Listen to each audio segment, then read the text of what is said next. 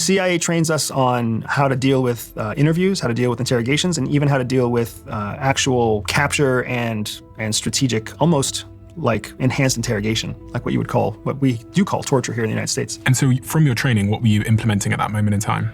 Mirroring is a big piece of what you're supposed to do in an interrogation. So you wanna reflect back to the interrogator what they expect to see in a person of innocence. So you try to keep yourself from jittering, you calm your nerves, you try to match their curiosity.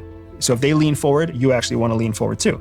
And if they lean back, you want to lean back. And if they're using their hands to talk, you want to use your hands to talk, because you want to show them that you and them are the same, that you're not better or worse or guilty or anything else. So mirroring is one of the techniques that we're using. I also used minimum information. There's a process called elicitation, and you use different elicitation techniques to get individuals to share more information than they're supposed to share. One of those elicitation techniques is silence. So oftentimes, if you want someone to speak, all you have to do is sit there and be quiet, because it will force them to talk. This is something that many interviewers use, especially when they're Border Patrol agents or when they're like law enforcement or local law enforcement. They'll just let somebody kind of admit their guilt. So for me, they ask a question, I answer their question, and then we sit there in silence for as long as we need to sit there until they ask their next question, and then we sit there and I answer their question, we sit there in silence again.